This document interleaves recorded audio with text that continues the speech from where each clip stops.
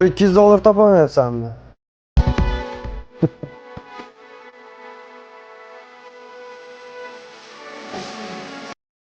Asıl xohlagan payting telefon qil. Senga ish bor.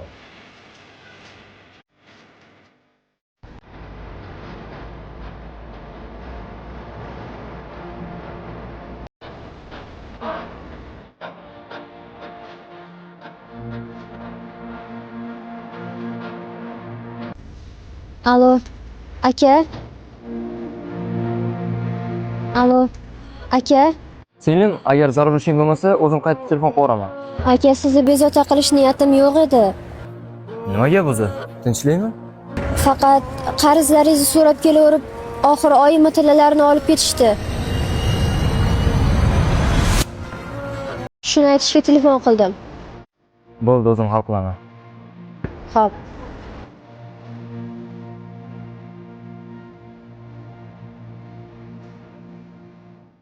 Hammasi o'sha kundan boshlandi. Men nima qilishimni bilmas edim. Lekin hech kim yordam bermasligini bilardim va to'g'ri Samandarning oldiga bordim. Ular menga ko'chada Echo degan laqabni berishdi.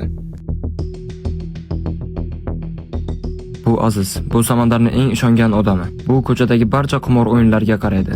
Buning ko'chadagi laqabi Efe edi. Bu esa Samandar, buni ko'chada rais deb atashadi. Men seni zanoz ushlashni ko'rsataman. Beradimi yo'qmi o'zi bu? Beradi, sen ishonmani qara.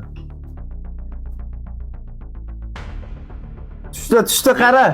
Tushdi. Samad. Ya, 2,5 milliard.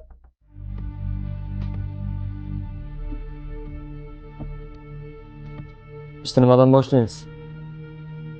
Ana, men senga nima degandim? O'zi keladi deganmidim? Seni ko'rganimdan xursandman, bratan. Nima gap o'zi, tinchlikmi? Nima ish qilishimiz menga qiziq yo'q. Menga srochniy pul kerak. Qancha erta boshlasa, shuncha yaxshi menga.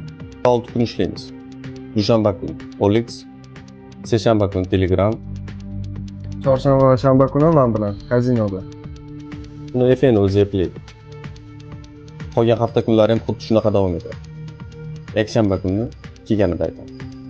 Hozir shunda menga nimalar kerak bo'ladi? Sen hozir birinchi o'rinda sim karta va plastik kartani topasan. Shu bilan ishni boshlaymiz. Yana bir narsa. Agar yonsang, boshqalarni top.